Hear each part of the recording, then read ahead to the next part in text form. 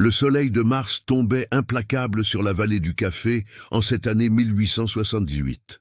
Les rues de terre battues du village de Sainte-Croix-du-Valvert se remplissaient de poussière à chaque rafale de vent chaud, et les anciens hôtels particuliers exhibaient leurs façades chaulées, certaines déjà délavées par le temps et le manque de ressources.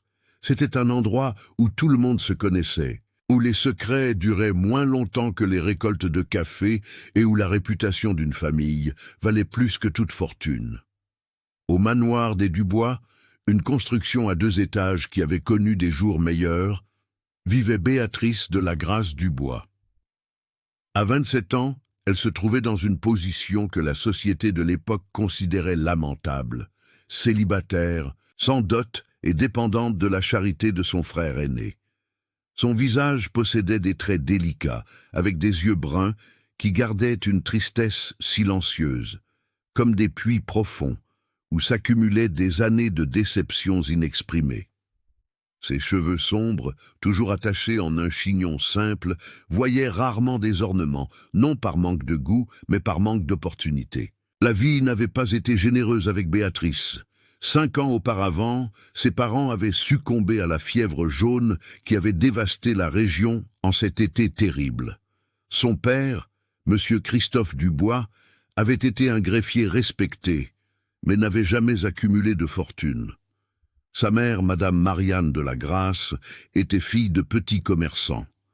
À leur départ, ils avaient laissé 2 enfants. Gabriel, le premier-né, âgé de 32 ans, et Béatrice, qui en comptait alors 22. Gabriel hérita de la position de son père comme greffier du village, un poste qui lui donnait un certain prestige, mais peu de ressources. Il s'était marié 1 an après la mort de ses parents avec Bernardine Lambert, fille d'un commerçant prospère du village. Bernardine avait apporté de l'argent au mariage, et avec lui, un sentiment de supériorité qu'elle n'hésitait jamais à montrer. Dès le premier jour où Béatrice commença à vivre sous le même toit que sa belle-sœur, elle comprit que sa présence était tolérée, jamais désirée. Bernardine, âgée de 29 ans, était une femme aux traits anguleux, aux yeux clairs et froids comme l'hiver, et à la langue acérée qu'elle utilisait avec une cruauté magistrale. Elle voyait en Béatrice non pas une sœur, mais une bouche de plus à nourrir, une honte ambulante qui rappelait à tous que les Dubois avaient chuté dans l'échelle sociale. Les matinées de Béatrice commençaient avant l'aube. Elle allumait le fourneau à bois dans la cuisine, au fond de la maison, préparait le café filtré, pétrissait le pain de maïs, faisait frire les œufs et chauffait le lait. Elle balayait les carreaux du couloir, époussetait les meubles du salon, lavait les vêtements dans le lavoir de la cour. Tout cela avant que Gabriel et Bernardine n'ouvrent même les yeux. Elle ne recevait aucune gratitude, seulement des critiques. « Béatrice, ce café est clair comme de l'eau de vaisselle », disait Bernardine en s'asseyant à table, sans même regarder sa belle-sœur. « Et le pain de maïs est dur, ne parviendras-tu jamais à cuisiner décemment ?» Béatrice baissait la tête, ravalant les mots qui voulaient s'échapper de sa gorge. « Pardon, Bernardine, j'en ferai un autre. »« Ne gaspille pas plus de farine, » rétorquait la belle-sœur avec dédain. « C'est déjà suffisant ce que tu manges sans rien apporter à cette maison. Si seulement tu avais trouvé un mari, nous ne serions pas à supporter ce fardeau. » Gabriel, assis de l'autre côté de la table, faisait semblant de ne pas entendre. Il s'absorbait dans ses papiers, évitant le regard de sa sœur. Béatrice avait appris avec une amertume croissante que son frère préférait la paix domestique à la justice familiale. Il ne la défendait jamais. Il n'élevait jamais la voix contre son épouse. Il était devenu un homme effacé dans son propre foyer. Les humiliations ne se limitaient pas aux murs de cette maison. Lors des réunions familiales, des messes solennelles ou des fêtes au village, Béatrice était systématiquement mise à l'écart ou reléguée à des positions inférieures. Ses cousines du même âge, toutes déjà mariées, la regardaient avec un mélange de pitié et de mépris mal dissimulé. « Pauvre Béatrice !» chuchotait-elle assez fort pour qu'elle entende en s'éventant avec des éventails importés. « Elle est passée l'âge. Aucun homme honorable ne la voudra désormais. Elle se fane comme une fleur oubliée. Mais Béatrice n'était pas fanée. Elle était épuisée. Épuisée d'être invisible, de porter le poids de la honte pour quelque chose qui n'était pas de sa faute, de vivre dans une cage où chaque jour semblait identique au précédent. Cependant, au fond de son cœur, une étincelle pulsait encore, une étincelle de dignité que les circonstances n'avaient pas réussi à éteindre complètement. Une voix chuchotée qui lui disait « Tu vaux mieux que ça !» Son seul refuge était le marché du village. 2 fois par semaine, Bernardine l'envoyait acheter des provisions. Farine, haricots, viande séchée, légumes, tout ce qui était nécessaire. Et bien que ces sorties fussent aussi des obligations, Béatrice les attendait avec une anxiété secrète. Là, parmi les étals colorés, les appels des vendeurs et le brouhaha de la vie quotidienne, elle pouvait respirer. Elle pouvait, pendant quelques heures, se sentir partie du monde au-delà de ces murs étouffants. De plus, Béatrice avait trouvé un moyen discret de gagner quelques pièces. Elle possédait un talent pour la couture, une compétence héritée de sa mère. En secret, elle réparait des robes et brodait des trousseaux pour quelques dames du village qui n'avaient ni le temps ni l'habileté de le faire. Elle ne demandait pas cher, juste assez pour amasser quelques petites économies. Elle gardait les pièces dans une petite bourse de velours cachée sous le matelas de son lit étroit, rêvant vaguement d'un jour où elle pourrait peut-être utiliser cet argent pour quelque chose qui lui soit propre, bien qu'elle ne sût pas exactement quoi. Un jeudi après-midi, le soleil déclinant mais encore ardent, Béatrice se rendit au marché avec sa corbeille de paille au bras. Elle portait une simple robe de coton brut, délavée par tant de lavage, et un châle fin sur les épaules. Son visage n'avait aucune trace de poudre de riz ou de carmin. Bernardine veillait à ce que de tels luxes lui soient exclusivement réservés. Le marché occupait la place centrale du village, entouré d'hôtels particuliers, de fermiers et de commerçants. Des étals de toile s'étendaient en rangées, vendant de tout, fruits, légumes, poulets vivants, tissus, outils, herbes médicinales. L'air sentait la viande rôtie, la cassonade et la terre humide. Les voix se mêlaient dans un cœur chaotique et étrangement réconfortant. Béatrice passa devant l'étal de M. Joseph, qui vendait des légumes, et acheta de la laitue et des tomates. Elle s'arrêta à la boucherie de M. Silver pour acquérir de la viande séchée. Elle se dirigeait vers l'étal d'épices lorsque son attention fut captée par une scène se déroulant à quelques pas de là.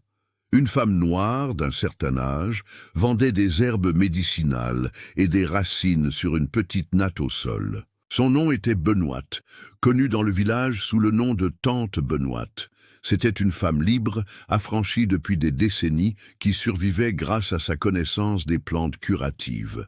Sa peau était marquée par les rides profondes des années et ses yeux portaient la sagesse de qui avait vu beaucoup de souffrances. Devant elle, un homme robuste en uniforme sale, bottes usées et fouet à la ceinture, gesticulait de manière menaçante. C'était le capitaine Silver, chef des chasseurs de fugitifs, connu pour la brutalité avec laquelle il traquait les esclaves évadés. Son visage rouge transpirait la rage. « Où est votre lettre d'affranchissement, négresse ?» cria-t-il, attirant des regards curieux. « Vous n'avez pas l'autorisation d'être ici à vendre. Je parie que vous êtes une fugitif. » Tante Benoîte, les mains tremblantes, tentait d'expliquer. « Monsieur, je suis libre. Ma lettre est à la maison. Puis-je aller la chercher ?»« Mensonge !» interrompit Silver, saisissant le bras de la femme avec force. « Vous venez avec moi maintenant. Je vais découvrir de quel domaine vous vous êtes enfui, et votre maître me paiera la récompense. » La femme gémissait de douleur, essayant de se libérer. Autour, les gens observaient, mais personne ne bougeait. Personne n'osait affronter un chef des chasseurs de fugitifs. Interférer pourrait signifier des problèmes, accusations, inimitiés dangereuses. L'omission était le choix sûr, mais quelque chose en Béatrice s'enflamma à ce moment-là. Peut-être étaient-ce des années d'injustices accumulées. Peut-être était-ce l'image de cette femme sans défense, traînée par un homme qui abusait de son pouvoir.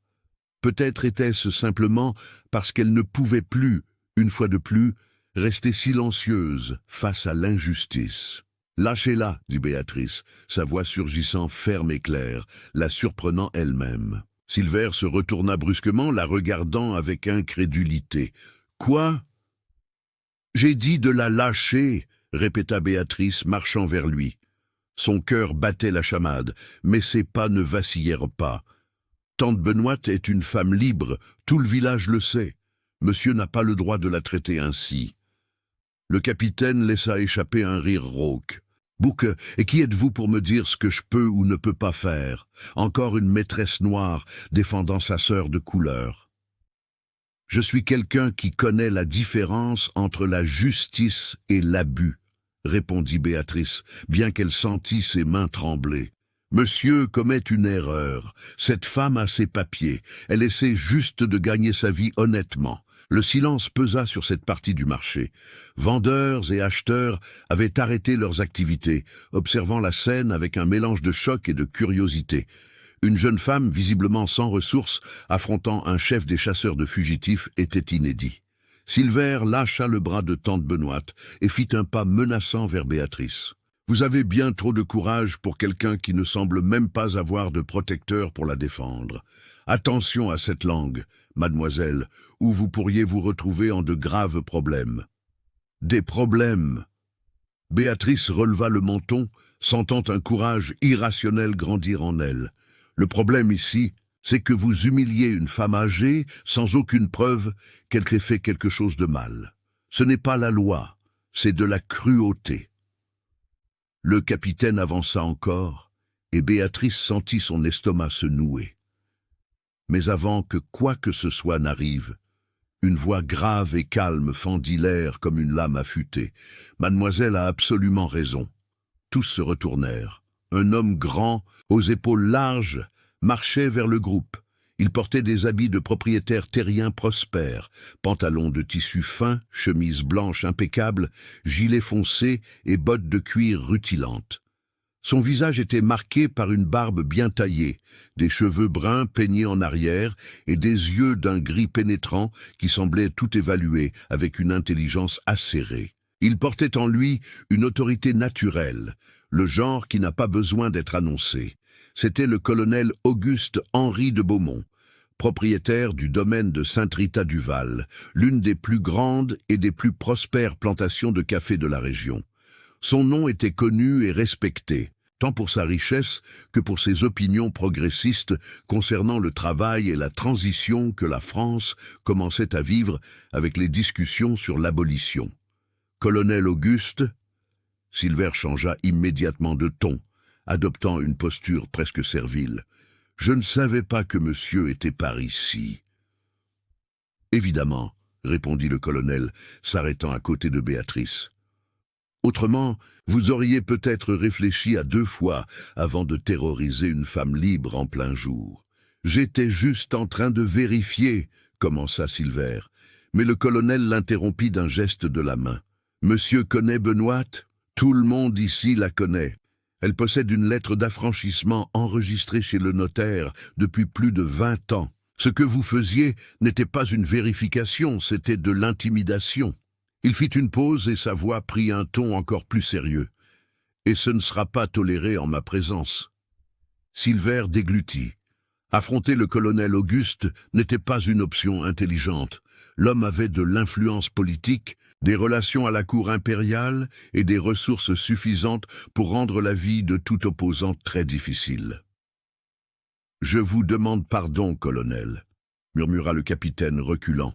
« Ce n'était pas mon intention de causer de trouble. » Et il lança un dernier regard empoisonné à Béatrice avant de s'éloigner, disparaissant parmi les étals. Tante Benoîte, encore tremblante, joignit les mains en prière. « Que Dieu vous bénisse, colonel, et mademoiselle aussi, » dit-elle, se tournant vers Béatrice les larmes aux yeux. « Je ne sais pas ce qui serait arrivé sans le courage de cette jeune femme. » Béatrice, encore en train de digérer ce qu'elle avait fait, acquiesça timidement. Je ne pouvais pas rester silencieuse. Le colonel Auguste tourna son attention vers elle, et Béatrice sentit le poids de ce regard. Ce n'était pas un regard de jugement ou de mépris comme elle en avait l'habitude. C'était de la curiosité sincère et quelque chose de plus qu'elle ne parvenait pas à identifier. Du respect peut-être. Ce fut très courageux, dit-il. Sa voix était douce, mais pleine de sincérité. Peu de gens auraient eu le courage d'affronter un homme comme Silver. Mademoiselle a fait preuve d'une force admirable. Béatrice sentit son visage rougir. Elle n'était pas habituée aux compliments, encore moins venant de quelqu'un d'une telle importance. « J'ai simplement fait ce qui semblait juste, monsieur. Faire ce qui est juste quand c'est dangereux exige plus que du courage, » y observa le colonel. « Cela exige du caractère. » Il fit une pause. « Pardonnez mon manque de manière. Je suis Auguste-Henri de Beaumont. Puis-je savoir le nom de mademoiselle ?»« Béatrice de la Grâce Dubois, monsieur, » répondit-elle, inclinant légèrement la tête en signe de respect. « Dubois ?» Le colonel sembla réfléchir. « C'est la sœur de Gabriel Dubois, le greffier ?»« Oui, monsieur. » Il l'observa lentement, comme s'il traitait cette information. « C'est un plaisir de vous rencontrer, mademoiselle Béatrice. » Puis, avec un léger sourire, il ajouta « Et j'espère que ce ne sera pas notre dernière rencontre. » Avant que Béatrice ne puisse répondre, le colonel toucha doucement le bord de son chapeau en guise de salutation et s'éloigna, suivi par deux hommes qui l'accompagnaient apparemment discrètement à distance. Béatrice resta là, avec la corbeille toujours pendue à son bras, essayant de comprendre le tourbillon d'émotions qu'elle ressentait. Quand elle retourna enfin au manoir des Dubois, c'était déjà la fin de l'après-midi. Bernardine l'attendait dans le salon, les bras croisés et une expression de fureur contenue sur le visage. « Où étais-tu » exigea la belle-sœur. « Tu aurais dû rentrer il y a plus d'1 heure. »« Il y a eu un imprévu au marché » expliqua Béatrice, essayant de garder une voix neutre. « Imprévu » Bernardine haussa un sourcil.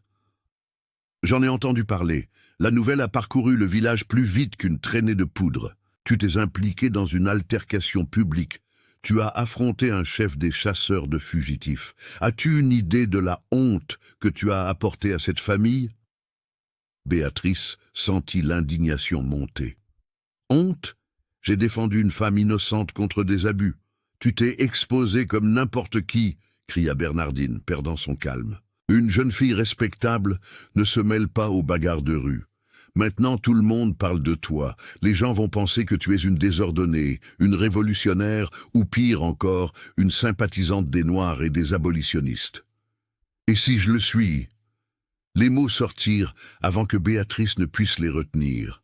« Et si je crois que toutes les personnes méritent la dignité, quelle que soit la couleur de leur peau ou leurs conditions ?» La gifle fut rapide et précise. La main de Bernardine claqua sur le visage de Béatrice avec suffisamment de force pour faire tourner sa tête. Le silence qui s'ensuivit ne fut rompu que par la respiration lourde de la belle-sœur. « Tu es une ingrate !» siffla Bernardine, les yeux étincelants. « Tu vis sous notre toit, et tu manges notre nourriture, et tu as encore l'audace de me répondre, de faire honte à cette maison avec tes attitudes stupides. » Elle pointa un doigt tremblant vers le visage de Béatrice.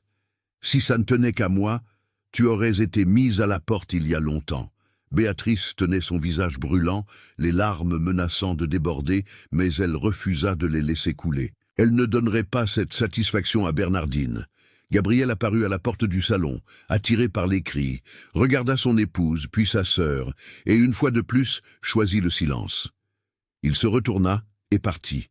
Cette nuit-là, allongée sur son lit étroit dans la petite chambre du fond, Béatrice regarda le plafond, tandis que la lune projetait des ombres à travers les fentes de la fenêtre. Son visage brûlait encore là où elle avait été frappée. Son cœur souffrait de la 1000e trahison silencieuse de son frère, mais étrangement, elle ressentait aussi quelque chose de différent, quelque chose qu'elle n'avait pas ressenti depuis longtemps. Elle se sentit vivante. Pour la première fois depuis des années, elle avait agi selon ses propres valeurs, non selon les attentes des autres. Elle avait élevé la voix, elle avait fait une différence, même petite. Et de plus, elle avait rencontré un homme qui ne l'avait pas regardée avec pitié ou dédain, mais avec respect. Elle ne savait pas ce que l'avenir lui réservait, elle n'osait pas rêver de grands changements. Mais cette nuit-là, tandis que le sommeil la gagnait enfin, Béatrice se fit une promesse silencieuse. Ne plus jamais être invisible, ne plus jamais accepter l'humiliation sans résistance. Si la vie devait continuer d'être difficile, qu'elle le fût au moins avec dignité. Les jours suivants apportèrent des conséquences. La nouvelle de l'incident au marché circula dans le village comme une traînée de poudre. Les opinions étaient partagées. Certains considéraient Béatrice courageuse, d'autres imprudente. Les dames de la société, amies de Bernardine, chuchotaient lors des messes et des réunions, lançant des regards de réprobation lorsque Béatrice passait. « Quel manque de décorum !» commentaient-elles derrière leurs éventails. Une jeune fille célibataire se mêlant à des altercations. Comment espère-t-elle se marier en agissant ainsi? Mais Béatrice découvrit quelque chose de surprenant. Elle ne s'en souciait pas autant qu'elle l'aurait cru. L'approbation de ces personnes, qui l'avaient toujours traitée comme inférieure, ne lui semblait plus aussi importante.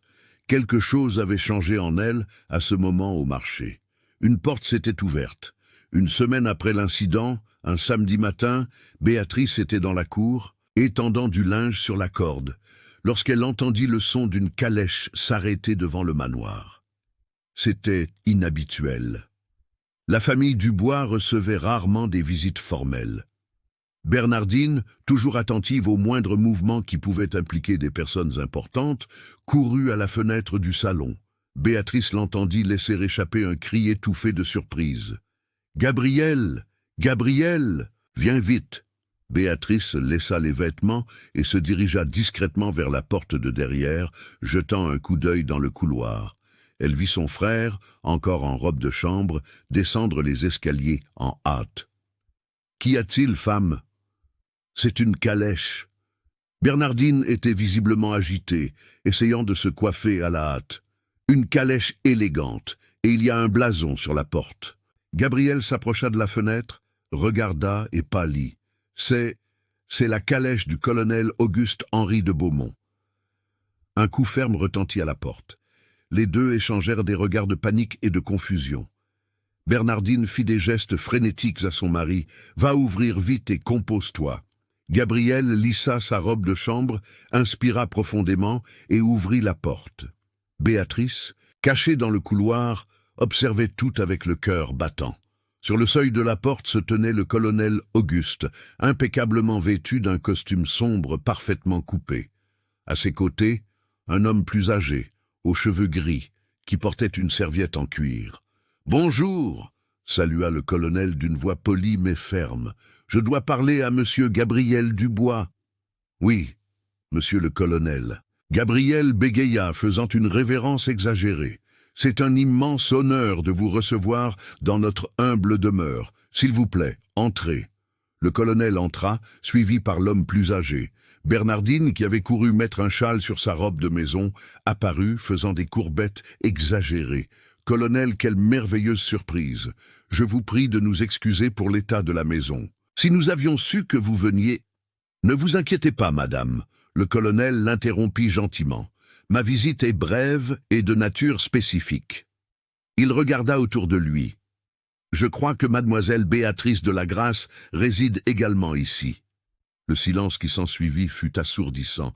Gabriel et Bernardine échangèrent des regards de choc absolu. « Ma sœur. » Gabriel parvint enfin à articuler. « Monsieur désire parler à Béatrice ?»« Oui, » confirma le colonel, « si c'est possible. » Bernardine, se remettant rapidement de la surprise, força un sourire qui ressemblait plus à une grimace. « Naturellement, colonel, je vais l'appeler. » Elle se retourna et courut pratiquement dans le couloir, trouvant Béatrice, toujours cachée près de la porte de la cuisine. « Toi, » siffla-t-elle à voix basse, « le colonel veut te parler. Va au salon et pour l'amour de Dieu, ne nous fais pas plus honte que tu ne l'as déjà fait. » Béatrice, les jambes tremblantes, lissa sa simple robe et se dirigea vers le salon. Lorsqu'elle entra, le colonel se leva respectueusement, un geste qui fit écarquiller les yeux de Bernardine. « Mademoiselle Béatrice !» Il la salua d'un hochement de tête. « Je vous remercie de me recevoir. » Le plaisir est pour moi, colonel, répondit Béatrice, essayant de garder sa voix ferme malgré sa nervosité, bien que je ne comprenne pas la raison de cette visite. Le colonel sourit légèrement. Permettez-moi d'aller droit au but. Ces derniers jours, je n'ai pas réussi à me sortir de l'esprit ce que j'ai vu au marché. Votre courage, votre sens de la justice, ce ne sont pas des attributs courants, mademoiselle Béatrice. Ils sont rares et précieux. Il fit une pause, comme s'il choisissait soigneusement les mots suivants. Je suis un homme qui valorise le caractère par-dessus tout. Et en vous, mademoiselle, j'ai vu un caractère qui m'a profondément impressionné. C'est pourquoi je voudrais demander la permission à votre frère de pouvoir vous courtiser formellement. Bernardine laissa échapper un son étouffé. Gabrielle semblait avoir avalé sa langue. Béatrice sentit le monde tourner autour d'elle. Monsieur plaisante sûrement, parvint-elle à dire. Je ne plaisante pas, répondit le colonel, son regard sérieux et sincère. Je parle en toute gravité. Je suis veuf depuis 5 ans. Mon domaine est prospère, mais ma maison est vide. Je ne cherche pas seulement une épouse de convenance. Je cherche une compagne qui partage mes valeurs, qui ait sa propre force et ne craigne pas de défendre ce en quoi elle croit. Il fit un pas en avant. Vous m'avez semblé être exactement cette personne. Gabrielle, se remettant du choc, s'empressa de parler. Colonel, c'est un honneur immense, incommensurable. Bien sûr que vous avez ma permission. Béatrice serait très fortunée. Bernardine, voyant l'opportunité de se débarrasser de sa belle-sœur et de créer un lien avec une famille puissante, força un sourire radieux. Oh, colonel, quelle merveille! Béatrice est une jeune fille d'excellent caractère, comme monsieur a pu le constater. Béatrice pouvait à peine croire ce qu'elle entendait. La même femme qui l'avait humiliée quelques jours auparavant la complimentait avec effusion. L'hypocrisie était si flagrante qu'elle frôlait le grotesque. Le colonel, cependant, garda les yeux fixés sur Béatrice. « Mademoiselle, la décision la plus importante est la vôtre. Acceptez-vous que je vous courtise ?» Toutes les raisons logiques criaient qu'elle devait accepter. C'était une opportunité unique, impossible. Un homme riche, respecté, offrant de la courtiser, alors que tous la considéraient destinée à la solitude. Mais Béatrice était aussi prudente. Elle avait vécu trop d'humiliations pour ne pas remettre en question une générosité soudaine. « Colonel, » commença-t-elle, choisissant ses mots avec soin. Je vous remercie profondément de votre considération, mais je dois demander pourquoi moi? Il y a certainement beaucoup de jeunes femmes plus appropriées, avec des dots, avec des familles de prestige. Vous avez raison, concéda-t-il, sans paraître offensé par la question. Il y a beaucoup de jeunes femmes dans ces conditions, mais aucune d'elles n'a eu le courage d'affronter l'injustice quand tous les autres se taisaient. Aucune d'elles ne m'a fait me demander s'il existait encore des personnes de vrai caractère dans ce monde. Il fit une pause. Je cherche une partenaire, mademoiselle Béatrice, pas un ornement. Quelque chose, dans la sincérité de ses mots, toucha Béatrice. Elle le regarda dans les yeux et y vit de l'honnêteté, du respect et quelque chose qu'elle n'avait jamais espéré voir diriger vers elle, de l'admiration. « Alors, j'accepte, » dit-elle, sa voix gagnant en fermeté. J'accepte d'être courtisée. Le sourire qui illumina le visage du colonel fut sincère. J'en suis immensément heureux. Avec votre permission, je voudrais vous rendre visite régulièrement. Peut-être pourrions-nous faire des promenades dans le village pour mieux nous connaître. Ce serait un plaisir, répondit Béatrice. Le colonel resta quelques minutes de plus, conversant poliment avec Gabrielle sur les affaires du village, tandis que Bernardine tentait de dissimuler sa frustration de ne pas être au centre de l'attention. Quand il prit finalement congé, promettant de revenir dans 3 jours, la maison plongea dans un silence stupéfait. Dès que la calèche s'éloigna, Bernardine explosa. Comment est-ce possible? Comment est-ce possible que toi, de toutes les personnes, aies attiré l'attention du colonel Auguste? Sa voix mêlait envie, incrédulité et rage. Tu n'es ni belle, ni riche, ni... Bernardine, contrôle-toi. Gabriel l'interrompit, mais sa voix sonnait faible. Il regarda sa sœur avec une expression compliquée que Béatrice ne parvint pas à déchiffrer complètement. Il y avait de la jalousie là, du regret, une surprise sincère. Béatrice n'attendit pas pour découvrir. Elle se retourna et retourna dans la cour, où les vêtements attendaient encore d'être étendus, mais ses mains tremblaient si fort qu'elle dut s'asseoir sur le banc de bois à côté du lavoir. Que venait-il de se passer? Était-ce vrai, ou était-ce une sorte de rêve cruel dont elle se réveillerait bientôt? Elle ferma les yeux et inspira profondément. Non, ce n'était pas un rêve, c'était réel. Le colonel Auguste-Henri de Beaumont, l'un des hommes les plus respectés de la région, avait demandé à la courtiser. Il avait vu en elle quelque chose que personne d'autre ne voyait. Il avait perçu sa valeur, alors que tous insistaient pour nier qu'elle en eût. Pour la première fois depuis de nombreuses années, Béatrice s'autorisa à ressentir quelque chose de dangereux et de précieux, l'espoir. L'espoir que sa vie pourrait enfin changer. L'espoir qu'elle n'était pas condamnée à être pour toujours la vieille fille invisible, humiliée et oubliée. L'espoir que peut-être, juste peut-être, elle méritait d'être heureuse. Tandis que le soleil de l'après-midi illuminait la cour, projetant des ombres dorées sur les vêtements encore non étendus, Béatrice de la Grâce du Bois commença à pleurer.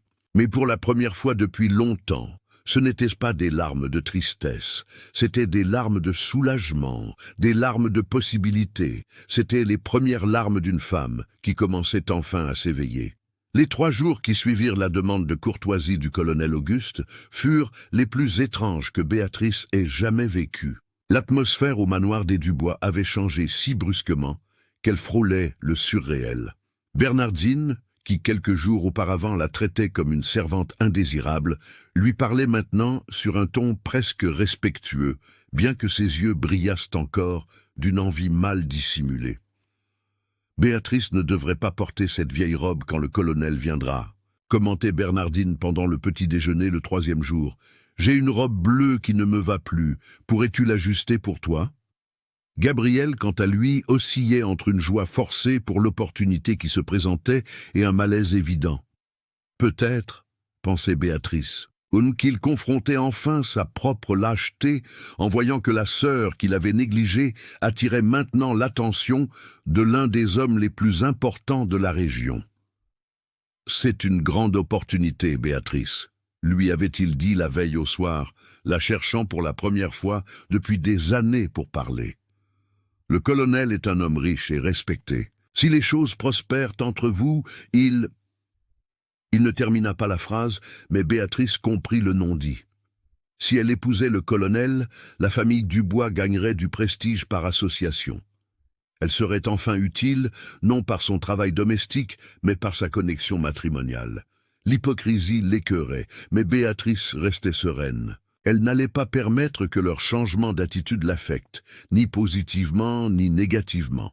Sa décision d'accepter la courtoisie n'avait pas été basée sur le fait de plaire à Gabriel ou d'humilier Bernardine. Elle était basée sur la sincérité qu'elle avait vue dans les yeux du colonel et sur la possibilité réelle d'avoir enfin une vie à elle.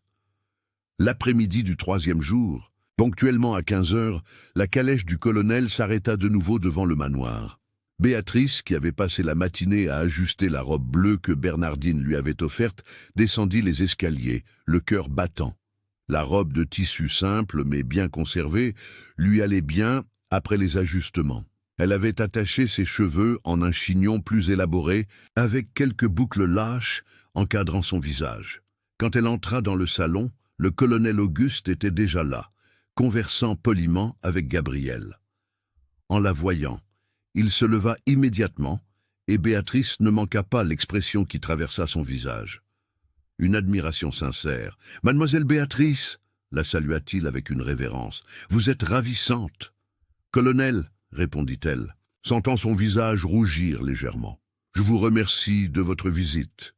Le plaisir est entièrement pour moi. » Il se tourna vers Gabriel. « Avec votre permission, je voudrais emmener mademoiselle Béatrice faire une promenade dans le village.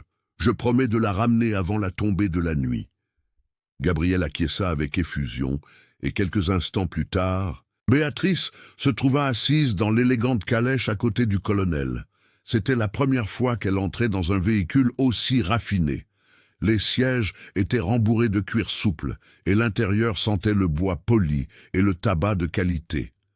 Tandis que la calèche se déplaçait dans les rues de terre du village, le colonel commença la conversation. « J'espère ne pas vous avoir mise dans une situation inconfortable avec ma visite, mademoiselle Béatrice. »« Non, » répondit-elle honnêtement, « bien que j'avoue que je suis encore en train de tout assimiler.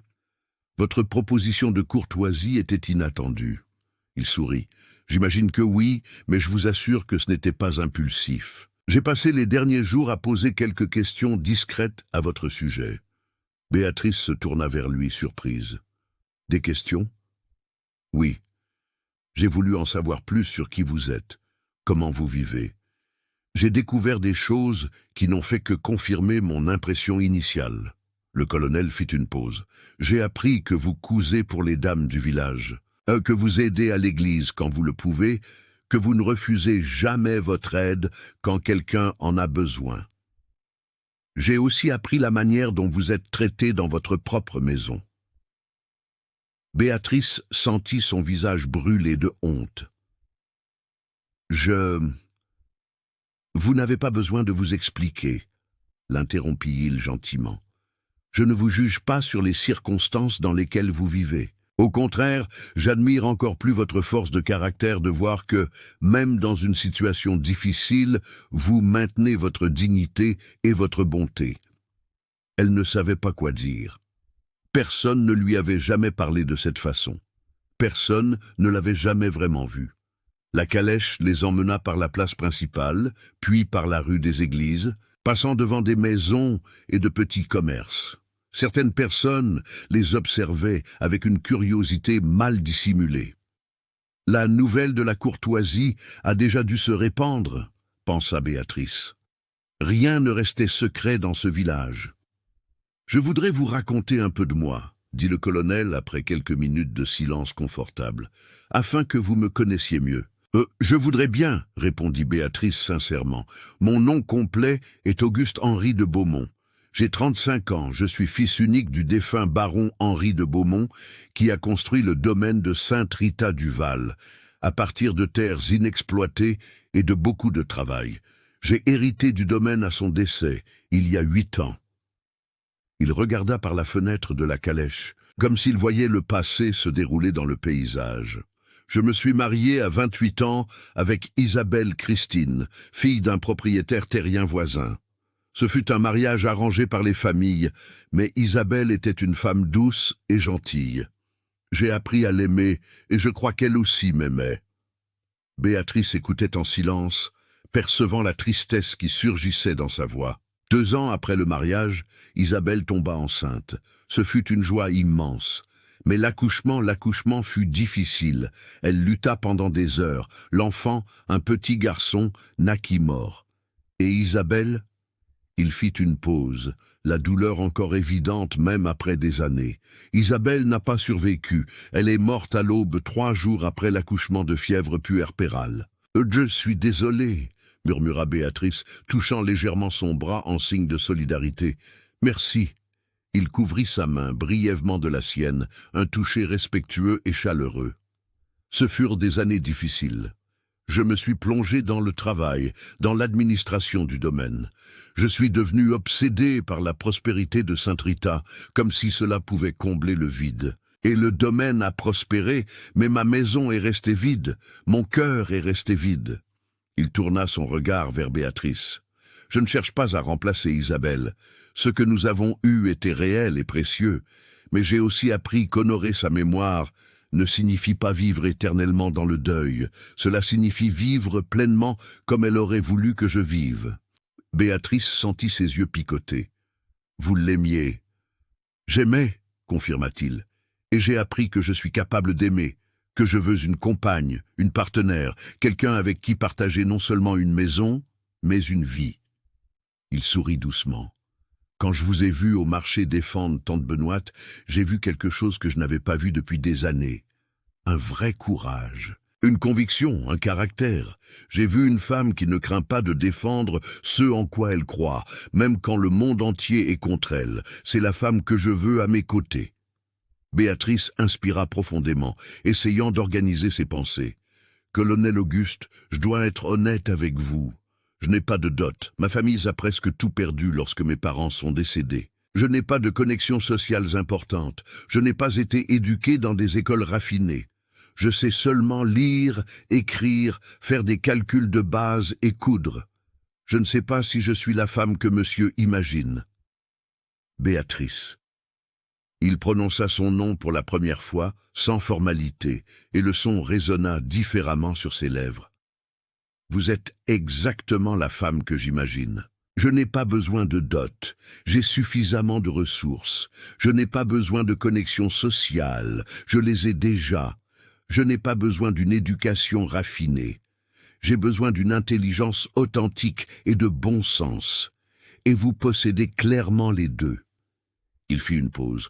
Ce dont j'ai besoin, c'est d'une femme qui me voit comme un homme, pas comme un titre ou une fortune. Une femme qui a ses propres valeurs et ne craint pas de les exprimer. Vous êtes cette femme. Béatrice le regarda dans les yeux et y vit une sincérité absolue. « Je le suis », répondit-elle avec fermeté.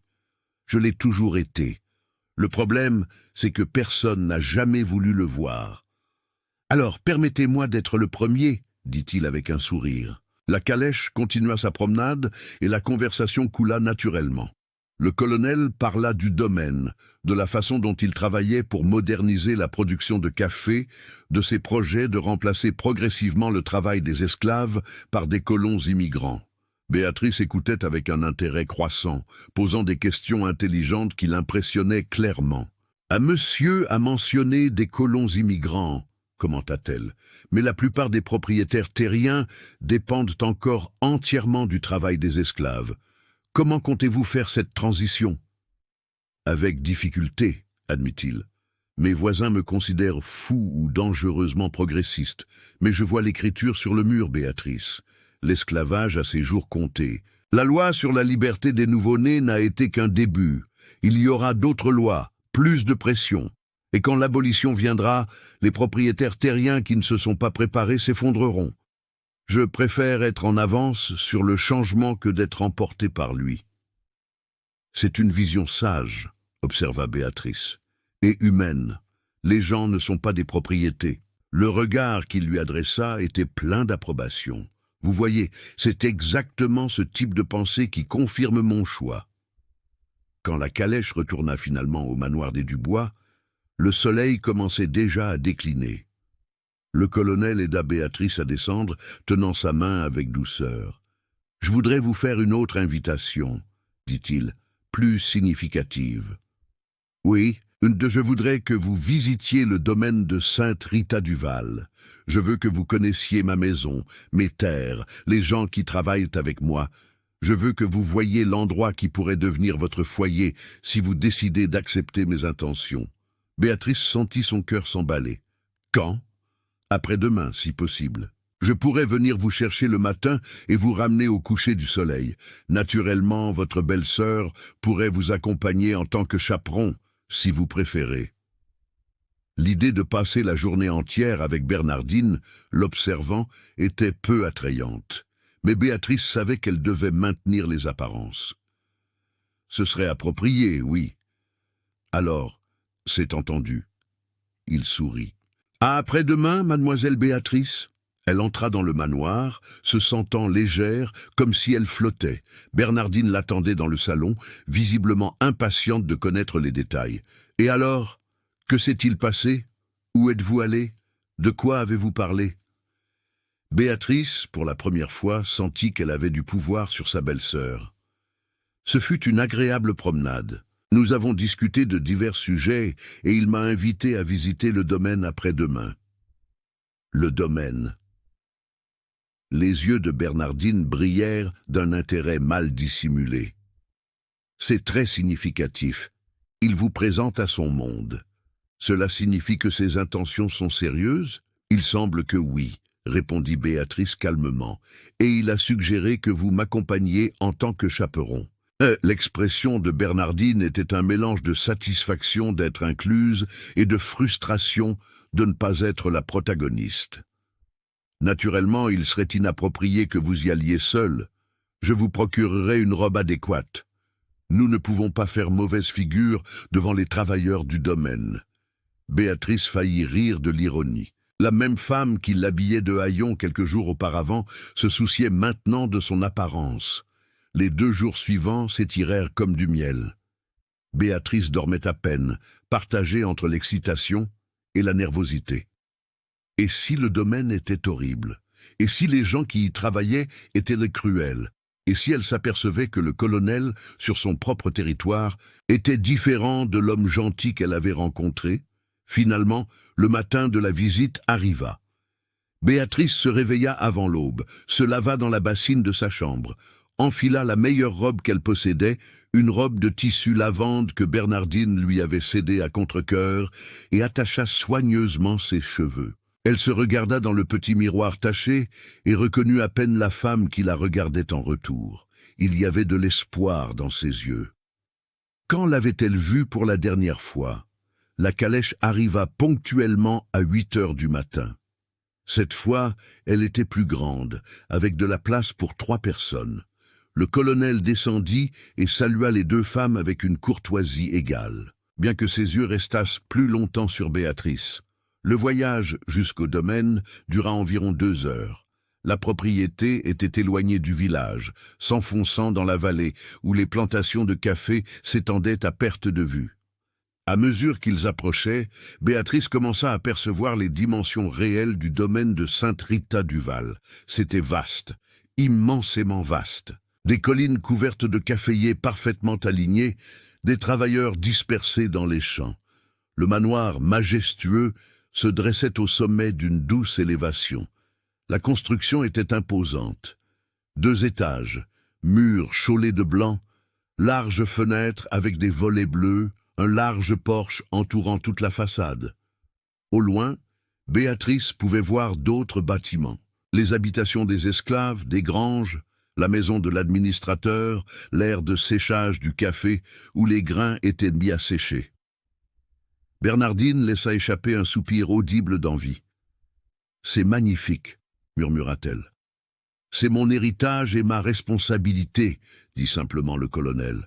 2 hectares de terre, presque la moitié plantée en café, environ 80 travailleurs entre esclaves, affranchis et colons sous contrat. La calèche s'arrêta devant le manoir. Un homme d'âge moyen, aux cheveux gris et à la démarche digne, attendait sous le porche. Il portait des vêtements simples mais propres, et son visage montrait la marque de celui qui avait passé des années sous le soleil. « Voici Anselme le roi », présenta le colonel en aidant les femmes à descendre. « Mon administrateur depuis 15 ans. Il était le bras droit de mon père, et maintenant il est le mien. » Monsieur Anselme salua Béatrice. « Mademoiselle. » L'homme fit une révérence, et Béatrice remarqua que son accent était portugais. « Bienvenue au domaine de Sainte-Rita, c'est un honneur de vous recevoir. »« Anselme connaît chaque recoin de cette terre, » expliqua le colonel. « Il n'y a rien qui se passe ici qu'il ignore. Il est plus qu'un administrateur, c'est un ami et un conseiller. » L'homme plus âgé sourit modestement. « Le colonel est généreux, je ne fais que mon travail. » Ils entrèrent dans le manoir et Béatrice fut immédiatement impressionnée. L'intérieur était spacieux et bien entretenu, bien qu'il manquât clairement la touche féminine. Le salon principal avait des meubles en palissandre, mais les coussins étaient délavés et les rideaux nécessitaient des ajustements. Il n'y avait pas de fleurs dans les vases, pas les petits détails qu'une femme ajouterait. Une femme noire, d'un certain âge, mais aux yeux vifs et accueillants, entra, apportant un plateau de café et de biscuits au tapioca encore chaud. Elle était robuste, avec un foulard coloré noué sur la tête et un sourire chaleureux. « Voici Jeanne », présenta le colonel avec une affection évidente, « ma cuisinière et, pour être honnête, la personne qui fait vraiment fonctionner cette maison. »« Oh, monsieur Auguste, vous n'avez pas besoin d'exagérer, » dit la femme avec un rire. Puis elle se tourna vers Béatrice et Bernardine. Soyez les bienvenus, mesdames. J'ai préparé du café frais et des biscuits au tapioca. Merci, Jeanne, dit Béatrice, remarquant immédiatement la manière affectueuse dont la femme regardait le colonel. Il était évident que la relation entre eux transcendait celle de patron et d'employé. Bernardine, en revanche, toucha à peine le café, visiblement mal à l'aise avec cette informalité. Elle s'attendait à quelque chose de plus grandiose, de plus ostentatoire. Après le café, le colonel offrit une visite de la propriété. Ils se promenèrent dans les jardins autour de la maison, puis visitèrent les granges où le café récolté était entreposé. Le colonel expliqua chaque étape du processus: récolte, séchage sur l'air, décortiquage, séparation par qualité. Béatrice posait des questions avec un intérêt sincère. Bernardine suivait en silence, son enthousiasme initial s'estompant en réalisant que la visite n'était pas un défilé de luxe, mais une véritable présentation du travail. Puis, ils arrivèrent dans la zone que Béatrice redoutait le plus: les habitations des esclaves. C'était une longue construction, aux murs de torchis, avec plusieurs petites portes menant à des chambres minuscules. Même de loin, Béatrice pouvait sentir l'oppression du lieu. Des gens y vivaient, dormaient, mangeaient, existaient dans des espaces plus petits que sa propre chambre au manoir des Dubois. Le colonel remarqua son expression. « Je sais, dit-il à voix basse, ce n'est pas digne. Aucun lieu de confinement ne l'est, et c'est pourquoi je travaille à changer les choses. » « Comment » demanda Béatrice. « Venez, je vais vous montrer. » Ils marchèrent encore quelques minutes jusqu'à une zone où de nouvelles constructions étaient en cours. C'étaient de petites maisons, simples mais individuelles, chacune avec sa propre porte, une fenêtre, une petite cour clôturée. « Celles-ci sont pour les colons, » expliqua le colonel. « Des familles entières d'Italiens et de Portugais qui sont arrivés l'année dernière, travaillent sous contrat, reçoivent un salaire, ont leur propre logement. C'est un nouveau système que j'expérimente. »« Et les esclaves » demanda Béatrice, sachant que c'était une question délicate mais nécessaire. Le colonel soupira. « Je ne peux pas tous les libérer d'un coup. Ce serait économiquement irresponsable et rendrait le domaine vulnérable. Mais j'ai un plan. Tous ceux nés après la loi sur la liberté des nouveau-nés sont déjà techniquement libres. Pour les plus âgés, j'offre la possibilité d'acheter leur affranchissement par un travail supplémentaire rémunéré. J'en ai déjà libéré 12 au cours des 2 dernières années. » Béatrice le regarda avec un respect renouvelé. « Monsieur y croit vraiment ? J'y crois, et j'ai besoin de quelqu'un à mes côtés qui y croit aussi. Quelqu'un qui m'aide à rendre cette transition non seulement possible, mais humaine. » Il la regarda directement. « Vous pourriez être cette personne, Béatrice. » Avant qu'elle ne puisse répondre, Bernardine, qui suivait à distance avec une expression aigre, s'approcha. « Colonel, ne trouvez-vous pas que vous êtes excessivement progressiste? Les autres familles de propriétaires terriens ne voient pas d'un bon œil ces changements. » « Je ne me soucie pas de ce que pensent les autres propriétaires terriens, » répondit-il fermement. « Je me soucie de faire ce qui est juste. » Bernardine ouvrit la bouche pour répliquer, mais se tut en voyant son expression. Il était clair que le colonel n'était pas intéressé par son opinion. Ils continuèrent la visite. Ils visitèrent l'infirmerie, un petit bâtiment où le médecin du village venait soigner les travailleurs 1 fois par semaine.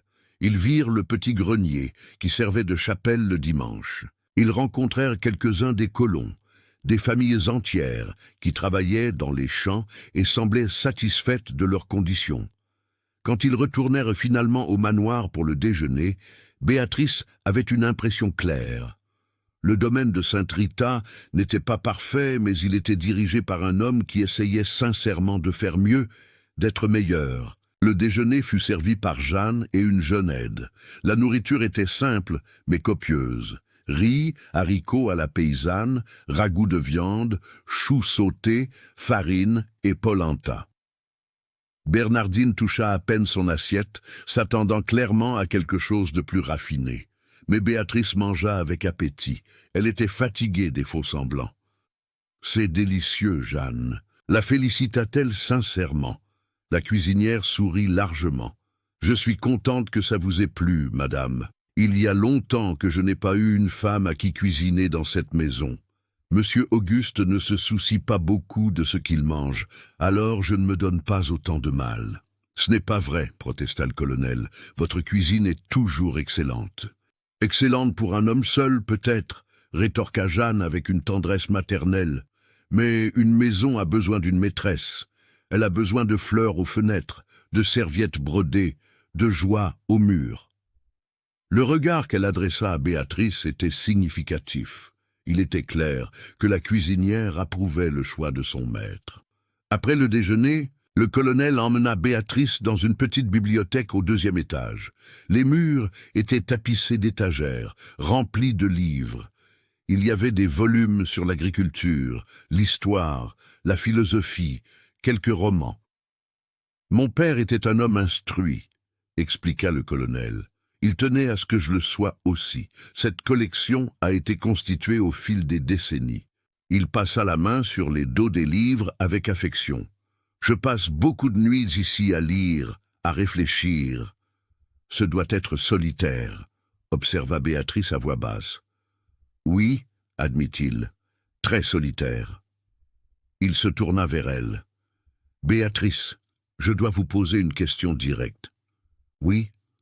Pouvez-vous vous voir ici? Pouvez-vous imaginer cette maison comme votre foyer, ce domaine comme votre responsabilité, ces gens comme faisant partie de votre vie ?»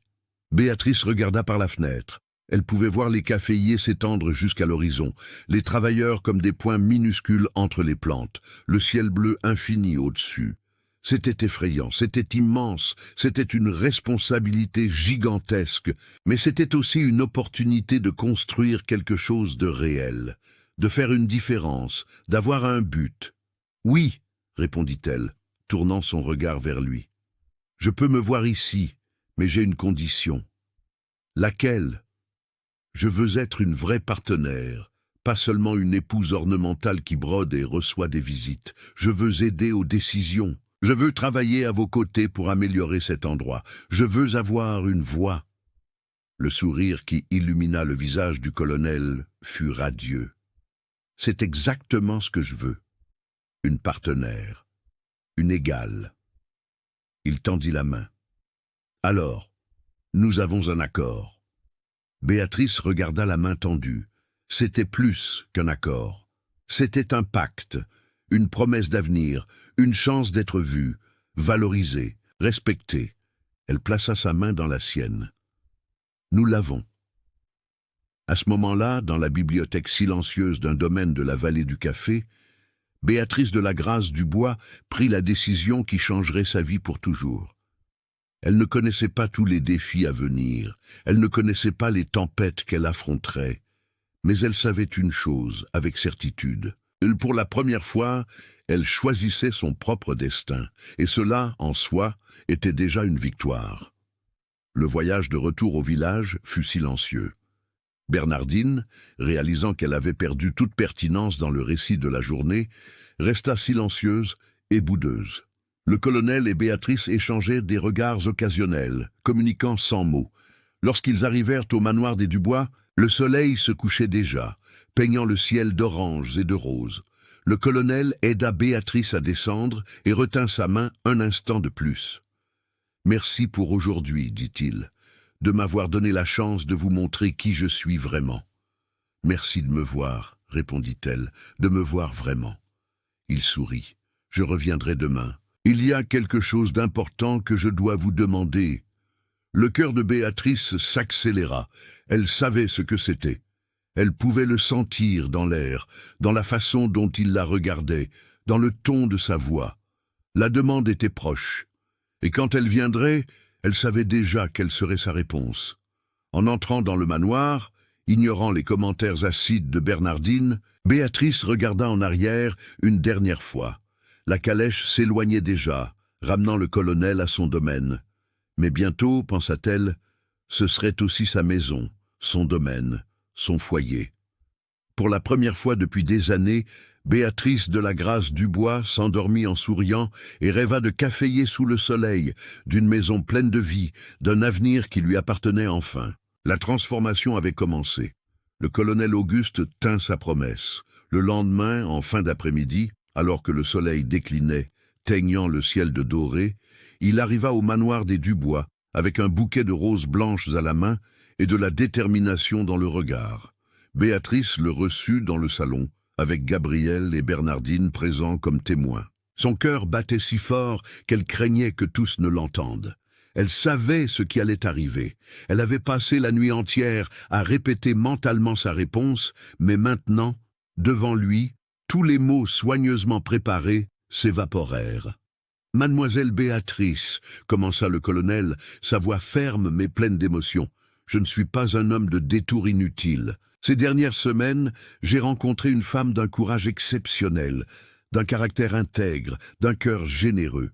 Une femme qui m'a fait croire à nouveau qu'il est possible de trouver un véritable partenariat dans cette vie. » Il fit un pas en avant, prenant ses mains avec douceur.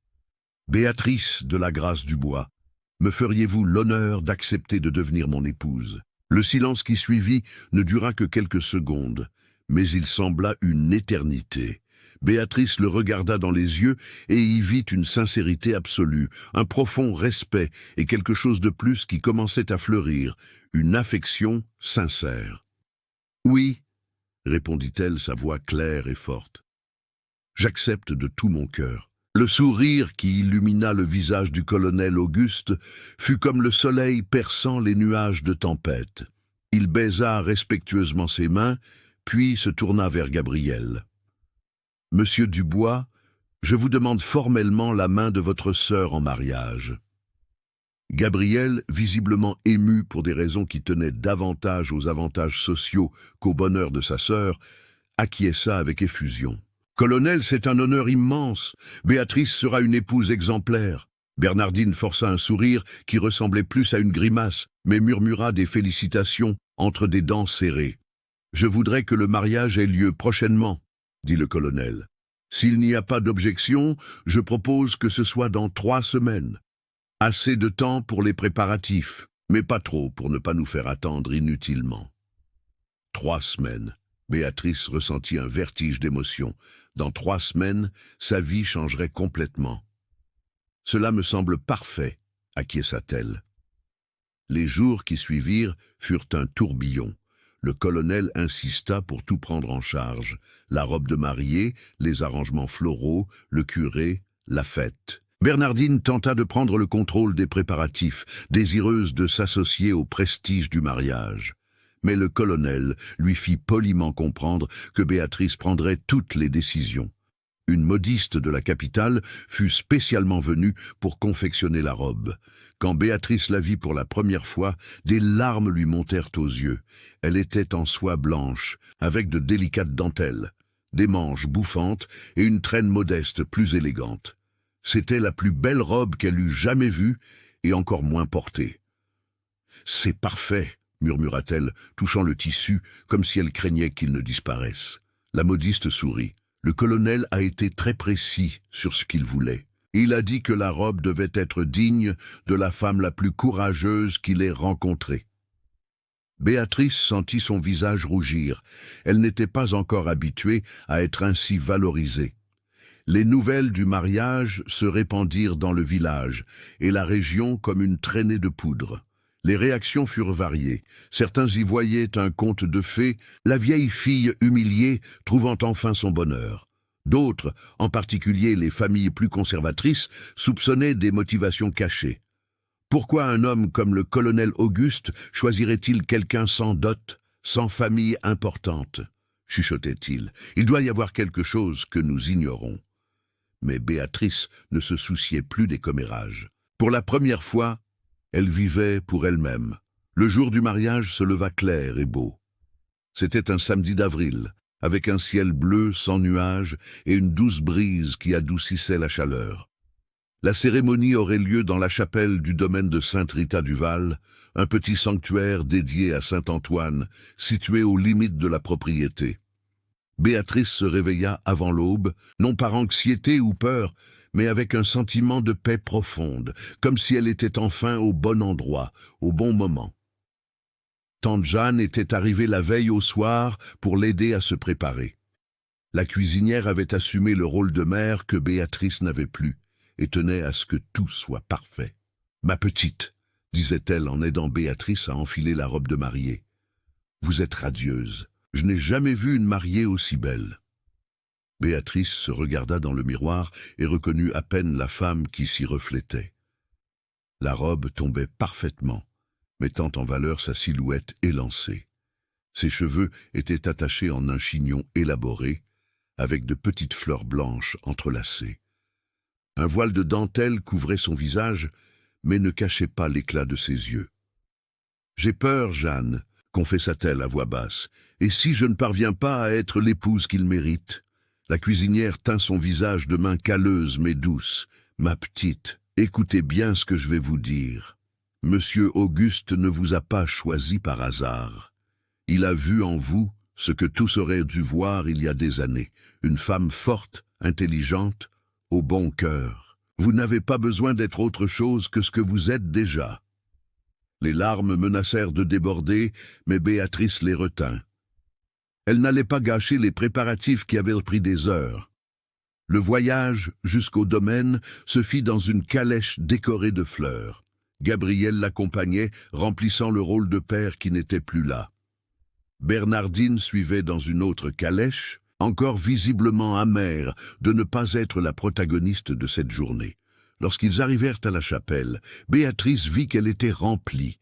Des travailleurs du domaine, des colons avec leurs familles, des habitants du village, même quelques propriétaires terriens voisins étaient venus. La petite église débordait de monde. Dehors, le colonel Auguste attendait, flanqué de monsieur Anselme, qui servirait de témoin. Quand il vit Béatrice descendre de la calèche, son expression fut celle d'une pure admiration. Il portait un costume noir impeccable, un gilet gris, une cravate blanche. Ses cheveux étaient parfaitement coiffés, sa barbe taillée avec soin. « Vous êtes éblouissante », dit-il quand elle s'approcha, et Béatrice entendit l'émotion sincère dans sa voix. Le père Justin, le prêtre qui officiait dans la région, les attendait à l'autel. C'était un homme d'âge moyen, connu pour ses vues progressistes et son travail auprès des pauvres. La cérémonie commença. Béatrice écouta les paroles comme si elle était dans un rêve. Les vœux, les prières, les bénédictions. Et puis vint le moment où le prêtre demanda « Béatrice de la Grâce du Bois, acceptez-vous le colonel Auguste-Henri de Beaumont comme votre légitime époux pour l'aimer et le respecter dans la joie et dans la peine, dans la santé et dans la maladie, jusqu'à ce que la mort vous sépare ?» Béatrice regarda l'homme à ses côtés. À ce moment-là, elle sentit quelque chose se solidifier en elle.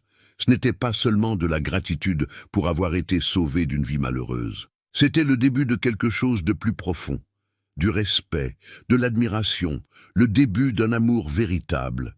« J'accepte », dit-elle, sa voix ferme et claire.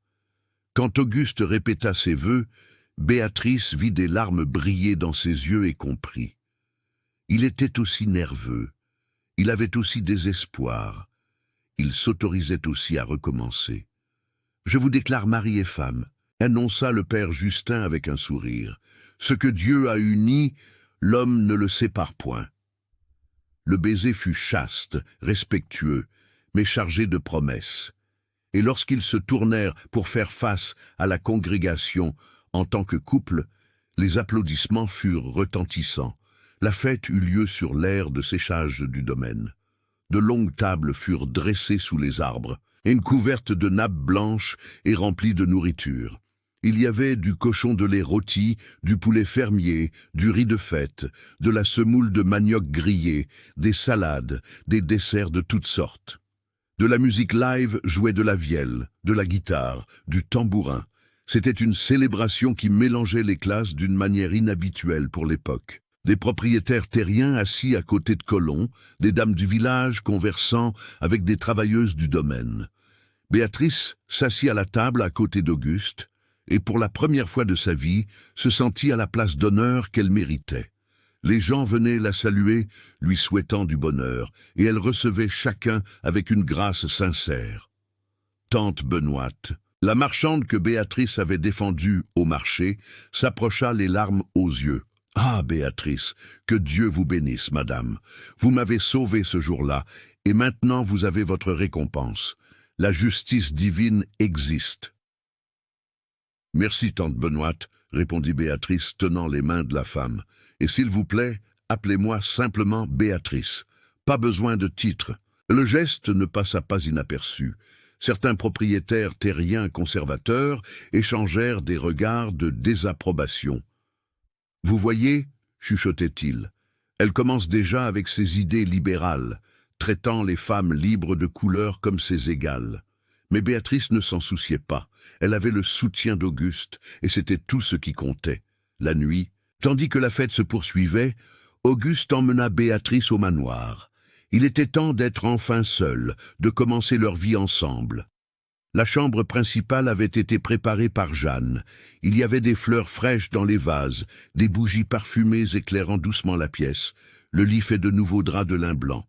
« Béatrice, » dit Auguste, lui tenant les mains, « je veux que vous sachiez que je n'attends rien de cette nuit, à part ce que vous êtes à l'aise de donner. Nous sommes partenaires maintenant. Tout se fera en temps voulu pour nous deux. » Sa gentillesse la toucha. « Merci, » murmura-t-elle, « de me respecter ainsi. »« Toujours, » promit-il. Cette nuit-là fut faite de découvertes mutuelles, de nervosité transformée en tendresse, de deux solitaires, trouvant enfin refuge, l'un dans l'autre. Et quand l'aube arriva, Béatrice se réveilla dans les bras de son mari, ressentant pour la première fois ce que c'était que d'appartenir à quelqu'un, non comme propriété, mais comme choix. Les premiers jours en tant que maîtresse du domaine de Sainte-Rita furent une adaptation. Béatrice se levait tôt, encore par habitude des années passées à servir au manoir des Dubois, mais elle avait maintenant un but différent. Elle n'était plus la servante de personne, elle était la maîtresse de maison. Jeanne tentait de faire tout le travail, mais Béatrice insistait pour aider. « Je ne suis pas née dans la richesse, Jeanne. Je sais travailler, et je n'en ai pas honte. »« Mais vous êtes la patronne maintenant. »« Je suis la partenaire d'Auguste, » corrigea Béatrice, « et je veux travailler à ses côtés, pas seulement embellir la maison. » Elle commença à tout observer attentivement. Les routines du domaine, les horaires de travail, la répartition des tâches, et bientôt elle commença à remarquer des problèmes. Les habitations des esclaves, par exemple, étaient mal ventilées. Les esclaves dormaient entassés, sans intimité. L'infirmerie avait des médicaments insuffisants. Les enfants, qu'ils soient esclaves ou colons, n'avaient pas d'endroit sûr pour jouer. Une nuit, pendant le dîner, Béatrice aborda le sujet. « Auguste, nous devons apporter des améliorations. » « Qu'avez-vous en tête ?» demanda-t-il, visiblement intéressé. « D'abord, les habitations des esclaves. Je sais que vous prévoyez de remplacer le système esclavagiste, mais tant qu'il y a encore des gens qui y vivent, ils méritent de meilleures conditions. Nous avons besoin de plus de fenêtres, de nouvelles nattes, d'une séparation qui donne au moins un peu d'intimité aux familles. » Auguste acquiesça lentement. « Vous avez raison. J'aurais dû y penser avant. »« Eh bien, n'est pas votre faute. » dit-elle. « C'est difficile de voir quand on ne vit pas la réalité, mais je viens de l'humiliation. Je sais ce que c'est que de vivre sans dignité. Je ne veux pas que quiconque sous notre toit ressente cela. » Le respect dans son regard grandit. « Faites ce que vous jugez nécessaire.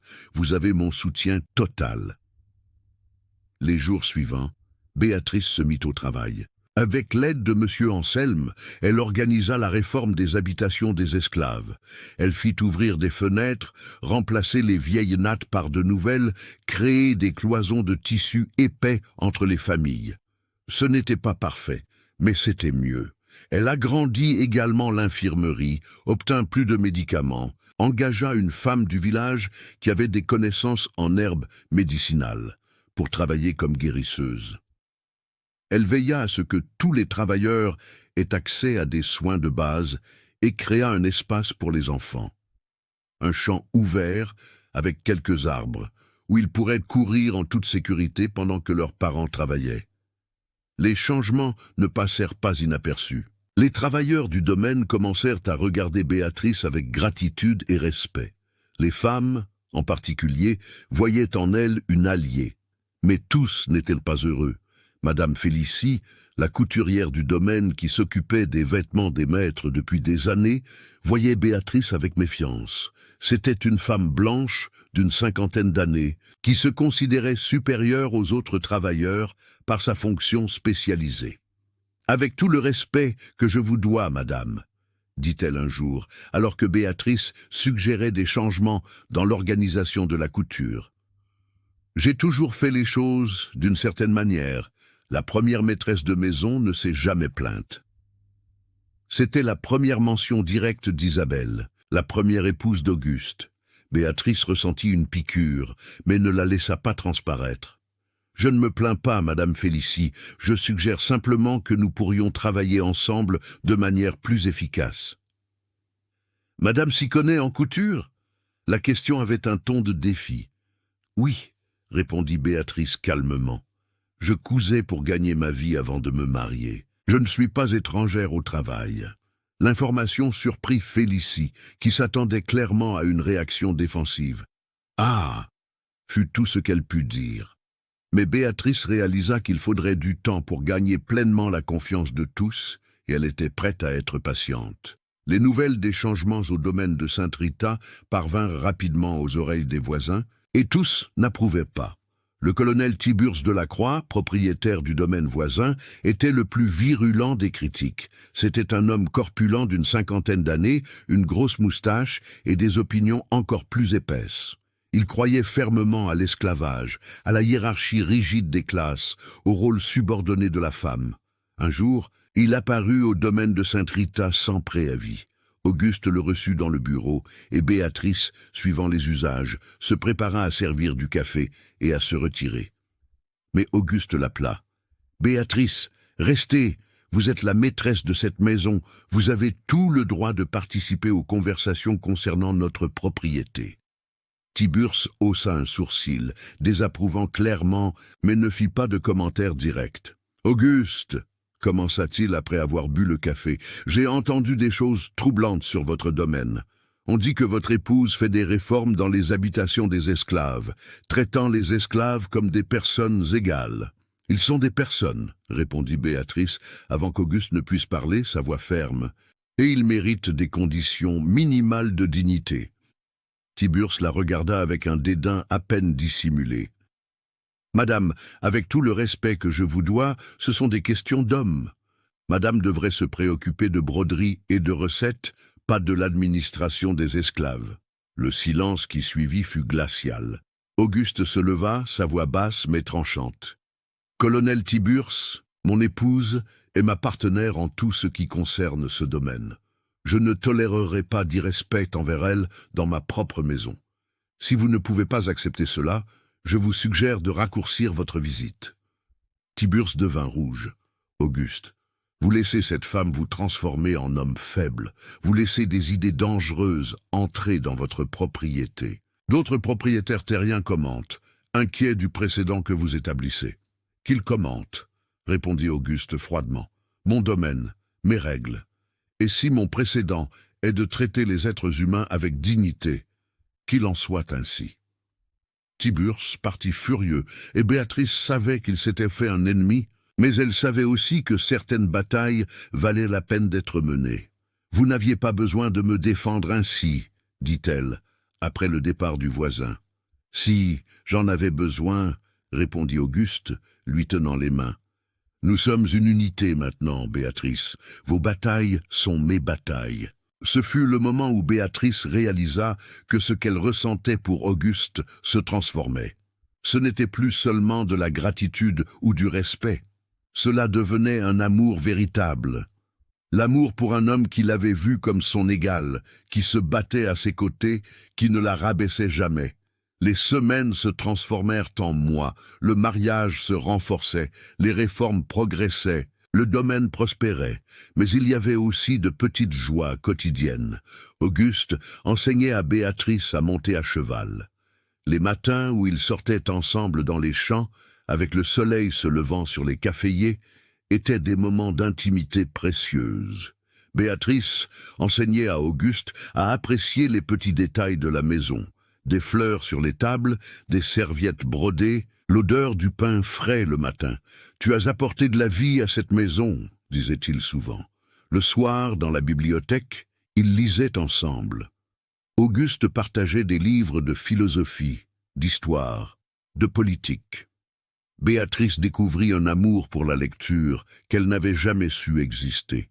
Ils discutaient d'idées, débattaient, parfois étaient en désaccord, mais toujours avec respect. Une nuit, Béatrice trouva un portrait caché dans un tiroir du bureau. C'était celui d'une jeune femme, belle, aux yeux doux, Isabelle. Elle tenait le cadre quand Auguste entra. « Pardon, » dit-elle rapidement. « Je ne voulais pas fouiner. »« C'est bon. » Il s'approcha, regardant le portrait avec une expression mélancolique mais sereine. « C'est Isabelle. Je l'ai rangée après votre arrivée. Non pas parce que je voulais la cacher, mais parce que j'ai senti qu'il était temps de passer à autre chose. » « Elle était belle, » observa Béatrice. « Elle l'était, » acquiesça-t-il, « et elle était importante pour moi. Mais vous, Béatrice, vous avez apporté quelque chose de différent. Isabelle était douce et gentille. Vous êtes forte et audacieuse. Isabelle me réconfortait. Vous me mettez au défi d'être meilleure, et j'en ai besoin. J'ai besoin de vous. » Béatrice sentit les larmes lui picoter les yeux. « Je t'aime, » dit-elle, les mots sortant spontanément. C'était la première fois qu'elle le disait. Le sourire d'Auguste fut radieux. « Je t'aime aussi, plus que je n'aurais imaginé pouvoir aimer à nouveau. » Ils s'embrassèrent, et le portrait d'Isabelle fut délicatement remis dans le tiroir, non pas avec irrespect, mais avec la sérénité de celui qui honore le passé tout en embrassant le présent. 3 mois après le mariage, Gabriel visita le domaine. Il vint seul. Bernardine avait refusé de l'accompagner, toujours amère de l'ascension de sa belle-sœur. Il regarda autour de lui avec une expression complexe. Admiration, envie, peut-être remords. « Tu es bien ici », observa-t-il pendant le dîner. « Mieux que je n'aurais jamais imaginé que quelqu'un puisse l'être. »« Je le suis », confirma Béatrice. « Je suis heureuse, Gabriel, vraiment heureuse. » Il baissa les yeux. « Béatrice, je dois m'excuser pour ma lâcheté et pour ne pas t'avoir défendue quand j'aurais dû. » C'était la première fois qu'il reconnaissait ses fautes. Béatrice ressentit un mélange d'émotions. « Merci de dire cela, » répondit-elle. « Je ne peux pas dire que ça n'a pas fait mal.